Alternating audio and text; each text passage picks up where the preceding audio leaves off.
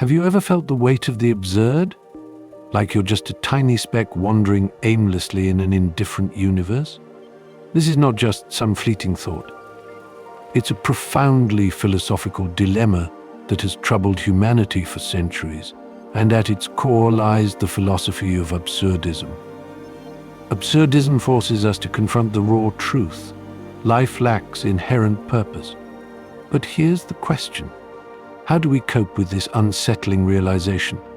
Is there a way to live meaningfully in a world that offers none? The absurd emerges from the clash between our desire to find meaning and the cold, indifferent silence of the universe. This philosophical stance, championed by Albert Camus, suggests that the universe offers no meaning despite our search for it.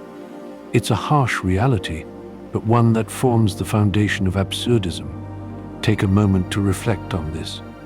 Every goal we set and every purpose we pursue, no matter how noble or profound, ultimately falls prey to time. As Camus famously said, man stands face to face with the irrational. He wasn't implying that our desires for meaning are flawed. Rather, he was suggesting that the universe refuses to give us answers. But before you fall into despair, let's explore the philosophy further.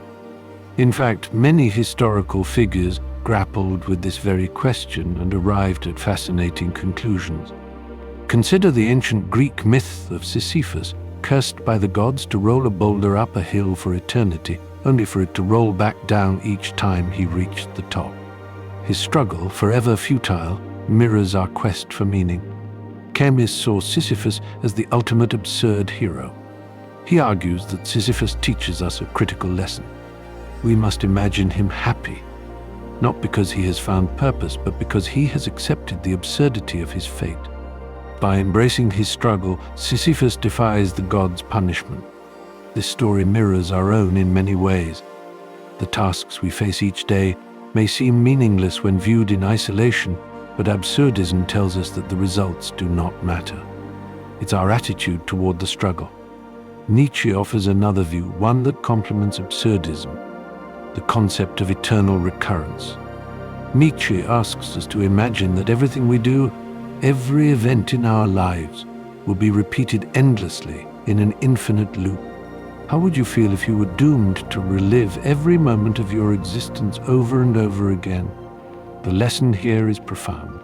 According to Nietzsche, we must live as if we'd want each moment to recur eternally, not because life is inherently meaningful, but because we've chosen to find meaning within it.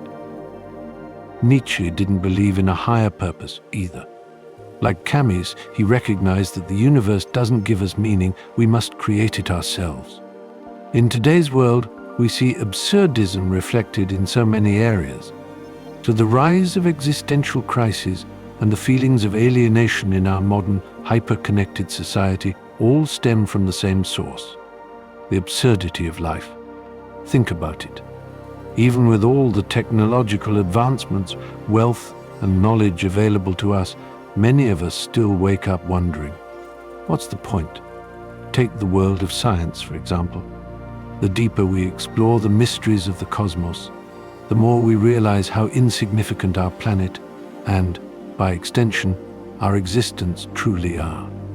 We've mapped distant galaxies, split the atom, and even sent rovers to Mars. But the more we discover, the clearer it becomes that the universe will not reveal its purpose. Physicists like Stephen Hawking and Carl Sagan recognized this truth. While marveling at the universe's wonders, they acknowledged its indifference. Absurdism is not just a philosophical idea, it permeates art, literature, and even comedy. The theater of the absurd, pioneered by figures like Samuel Beckett, captures the sheer meaninglessness of existence. Beckett's play, Waiting for Godot, is the perfect example of this. Two characters wait for someone named Godot, who never arrives. They fill their time with pointless conversations, and yet the audience can't look away. Why? Because Beckett's play holds a mirror to our own lives. We fill our days with tasks and goals, hoping for a sense of fulfillment, but we're often just waiting for Godot, for something that may never come. Absurdism isn't just a concept for intellectual debates. It's something we encounter daily. When we scroll endlessly through social media, hoping to distract ourselves from the void of meaning. That's absurd. When we chase after goals, society tells us they are essential: success, fame, and wealth. Yet we feel empty inside. That's absurd. Even our relationships with time are absurd. We structure our entire existence around it, yet in the universe's grand scheme, time means nothing. The universe doesn't care if we miss a deadline, fail an exam, or get stuck in traffic. And yet, we stress over these things as if they hold the key to some higher purpose. And here's the twist. Absurdism isn't about giving up. It's about liberation. Once we accept that life lacks inherent meaning, we are free to create our own. The absurd person knows that life is pointless but continues to live fully, defiantly. By embracing the absurd, we take control of our existence, shaping it into something uniquely our own. In the words of Camus, to struggle towards the heights is enough to fill a man's heart. One must imagine Sisyphus happy. We may not be able to escape the absurdity of existence, but we can choose how we respond to it. So, how will you respond? Will you keep searching for meaning where none exists, or will you embrace the absurd and live on your terms? The choice, as always, is yours. The absurdity of life is both our greatest curse and our greatest blessing. It reminds us that while life may lack a grand purpose, we are free to create our own, to find joy in the struggle, and to live authentically in a world that owes us nothing. If you're fascinated by these mysteries and questions, come along with us as we explore. Don't forget to like and subscribe to our channel to join the adventure as we delve deeper into the unknown. We'd love to hear your thoughts in the comments. What questions are you pondering? Thanks for watching, and we'll see you in the next video.